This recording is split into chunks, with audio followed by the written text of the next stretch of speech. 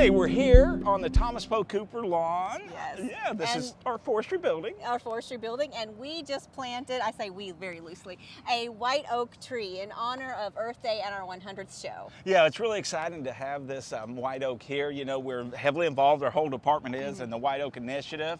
But white oak's such an important tree to Kentucky, and it's going to be wonderful to see this tree grow over time. So a big thanks to the students and Nick Williamson and his class for planting the tree. Stacy Borden, the arborist here at UK, for helping guide us on this process. But we're going to show you how this tree was actually planted and kind of the process of planting a balm burlap tree. You just have to join us next Wednesday at 11 o'clock, and we will show you exactly how to plant this. So join us Wednesday.